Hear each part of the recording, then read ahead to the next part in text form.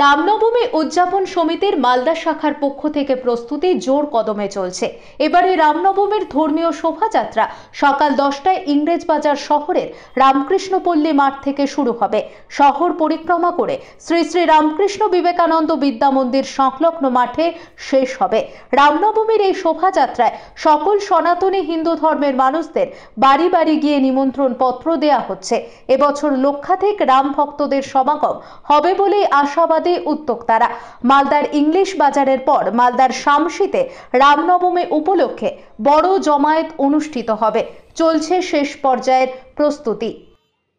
রামনবমীর এই পূর্ববর্তী এই সময়টা ধরে আমরা প্রত্যেকটি সকল সনাতনীদের কাছে সে গৃহ অভিযান বলুন, এখানে বিভিন্ন আমাদের ব্যবসায়িক বন্ধুরা রয়েছে, বিভিন্ন পেশার সঙ্গে যুক্ত মানুষ রয়েছে, আজকে সকল সনাতনী বন্ধুরা আমাদেরকে আহ্বান করছে এবং তার সাথে সাথে আমরা তাদের প্রত্যেকটি বাড়িতে যাচ্ছি, তাদের ব্যবসায়িক প্রতিষ্ঠানে যাচ্ছি এবং আমন্ত্রণ জানাচ্ছি, তাদেরকে নিমন্ত্রণ জানাচ্ছি। আগামী 6 এপ্রিল একটি বিশাল শোভাযাত্রা আয়োজন করা হয়েছে।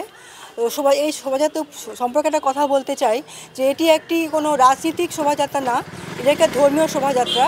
তো আমি চাই গোটা মালদাবাসী জাতি ধর্ম নির্বিশেষে যেন এই মহা মিছিলে অংশগ্রহণ করে। আমাদের যে শোভাযাত্রায় বিশেষ আকর্ষণ থাকে মা বোনেদের উপস্থিতি, সেটা চোখে দেখার মতন।